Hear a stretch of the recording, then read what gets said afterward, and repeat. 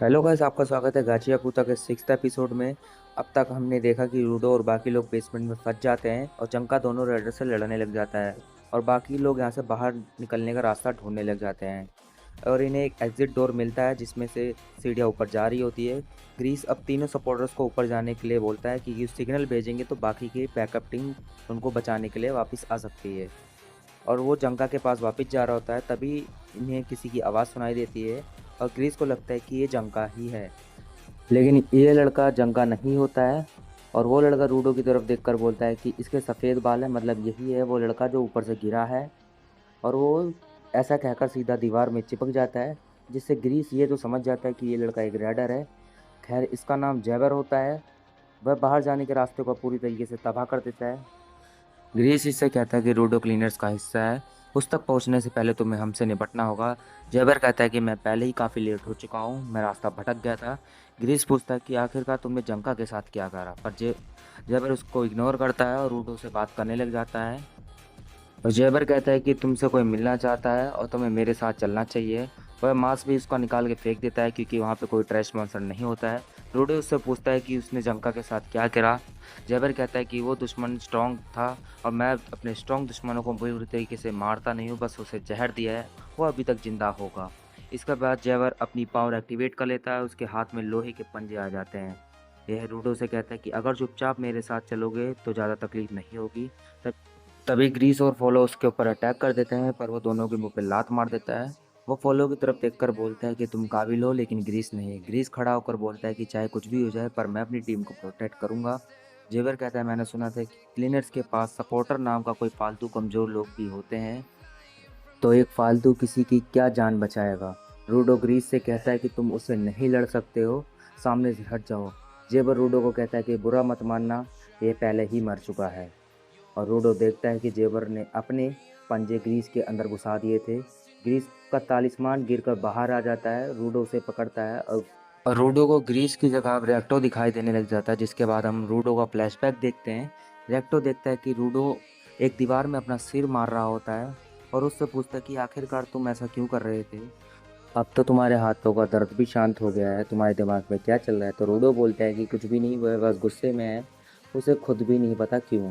Recto बोलता है कि तुम्हें लगता है कि तुम्हारे पेरेंट्स ने तुम्हें फेंक दिया होगा और ये भी कि तुम बेकार हो, किसी कचरे की तरह। रेक्टो रूडो से कहता है कि चलो बाहर घूमने चलते हैं, वहाँ रूडो को कोई ज़रूर चीज़ ऐसी मिलेगी जिससे तुम्हें इंटरेस्ट होगा। आज हम ढेर सारी चीज़ें देखेंगे और तुम्हारा ये कमरा कई सारी चीज़ों से भर देंगे। और रेक्टो रूडो को बाहर ले जाता है। वह दोनों बुक्स देखते हैं, स्पोर्ट्स ट्राई करते हैं, कुकिंग भी ट्राई करते हैं, लेकिन रूडो को किसी भी काम में उतना मज़ा नहीं आ रहा होता है। तभी रूडो देखता है दीवार के उस तरफ एक आदमी कचरा फेंक के जा रहा होता है और रूडो तुरंत उस कचरे की तरफ भागता है और उस कचरे में एक डॉल होती है, उसे निकाल लेते हैं और ज़ोर ज़ोर से रोने लग जाता है और और कहता है ये थोड़ा सा ही टूटा है, कोई इसे कैसे फेंक सकता है, मैं इसे ठीक करना चाहता हूँ। रिएक्टर ये देखकर बोलता है कि तुम उन चीज़ों की कीमत भी देख सकते हो जिन्हें लोग बेकार समझ के फेंक देते हैं। इसके बाद हम प्रेजेंट टाइम में वापस आते हैं। रूडो ने वह तालिस्मान पकड़ लिया था और वह उसको अपनी पावर से ट्रांसफॉर्म करने लगता है।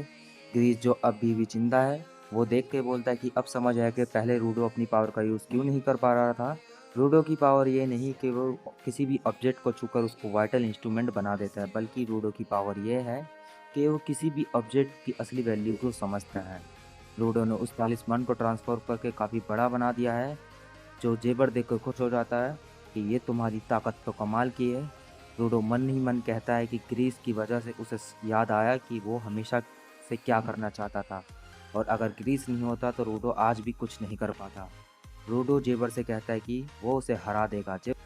जेबर कहता है कि मुझे स्ट्रॉन्ग लोग बहुत पसंद है, मेरा नाम है जेबर वेंगर, चलो एक दूसरे को चीर के रख देते हैं। इतना कहकर वो रूडो के ऊपर अटैक कर देता है और वहीं इधर ग्रीस का खून बह रहा होता है और पोलो को चिंता हो रही होती है। ग्रीस रूडो की तरफ देखकर बोलता है कि पिछली फाइट में वह अपनी पावर का यूज़ नहीं कर पाया था क्योंकि वह बहुत गुस्से में था, लेकिन अब उसका दिमाग एकदम क्लियर है। इधर जेबर बोलता है कि तुम मेरे ऊपर अटैक क्यों नहीं कर रहे हो, बस एक ही जगह पे खड़े हो। जिस पर रूडो कहता है कि दम है तो मुझे मार के दिखाओ। जेबर अब बड़ी तेजी से उसके ऊपर अटैक करने जाता है, लेकिन रूडो बच जाता है और फिर से उसके ऊपर अटैक करने जाता है, लेकिन उसका कोई भी अटैक रूडो को नहीं लग रहा था। वो पूछता है कि ऐसा क्यों है, तो रूडो बताता है कि ग्रीस अपने तालिस्मान से प्रे करता था कि ये सबकी प्रोटेक्शन करे और किसी को चोट ना आए। तो ये तालिस्मान रूडो को भी अटैक लगने ही नहीं दे रहा है। जेबर कहता है कि मेरे अटैक तुम्हें नहीं लग सकते तो क्या हुआ, ऐसा तो तुम भी मुझे नहीं मार पाओगे। रूडो कहता है कि मैं तुम्हारे अटैक से बच नहीं रहा हूँ, बल्कि तुम खुद ही मेरे सामने से हट जा रहे थे। जेबर फिर से उसके ऊपर अटैक करने लग जाता है और तालिस्मान रूडो की बचाने के लिए जेबर को स्लो कर देता है। रूडो तालिस्मान का इस्तेमाल करके अटैक में नहीं कर सकता तो क्या हुआ, लेकिन वो अपने मुक्के से उसे मार सकता है। और रूडो उसको एक जोरदार मुक्का मारता है और वो दूर जाके गिरता है। जेवर को उसके पावर मज़ेदार लग रही थी। वो छुपके से उसके ऊपर अटैक करने की कोशिश करता है, लेकिन तालिस्मान फिर से उसे रोक देता है और रूडो उसे एक और मुक्का मार देता है। जेबर इस समय हर जगह तोड़ फोड़ करने लग जाता है, उस पूरी जगह को तबाह करने लग जाता है, खंबे को भी काटने लग जाता है। वहाँ पे चारों तरफ धूल हो जाती है। अटैक करने की कोशिश करने लग जाता है, लेकिन तालिस्मान फिर भी उसे पकड़ लेता है। जेबर अब बड़ी तेजी से चारों तरफ भागने लगता है, मगर उसका कोई भी अटैक तालिस्मान की नज़रों से छुप नहीं पा रहा था। वो बच भी नहीं पा रहा था।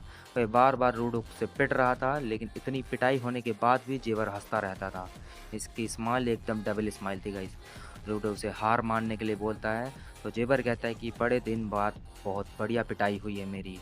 तभी जेवर कहता है कि मैंने एक चीज़ नोटिस करी कि तुम्हारा तालिस्मान तुम पर होने वाले अटैक्स को पहचान कर तुमसे दूर करता है, पर जब मैंने तुम्हारी तरफ पत्थर फेंके थे तब तालिस्मान कुछ नहीं कर पा रहा था। यानी वह रूडो को सिर्फ उन चीज़ों से बचा सकता है जिससे उसे खतरा होने की भावना है। इसके बाद वो अपने पंजे को दिखाता है और कहता है कि ये मेरा वाइटल इंस्ट्रूमेंट है, इसका नाम है मंकीरा, और इसके राइट हैंड वाले पंजों में जहर होता है। इतना कहकर वो अपने अंदर ही वो पंजा घुसा लेता है और हंसते हंसते रूडो उसे बोलता है कि अब वह अपना कंट्रोल खो देगा और पागलों की तरह इधर उधर भागता रहेगा। तो क्या अब तुम्हारा तालिस्मान मुझे खतरा मानेगा या नहीं? अब जहर की वजह से जेबर बेहोश हो जाता है और वो फिर अचानक से जागकर अपने पीछे वाली दीवार को पंजों से काट देता है और ये एपिसोड यहीं पे एंड हो जाता है। तो गाइस आपको ये एपिसोड कैसा लगा कमेंट सेक्शन में ज़रूर बताएं, और वीडियो को लाइक कर दे, चैनल पर नए आए तो उसको सब्सक्राइब कर दे, बेल आइकन प्रेस कर दे, जिससे हमारे आने वाली हर वीडियो आपके पास सबसे पहले पहुंचे। तो चलिए गाइस मिलते हैं नेक्स्ट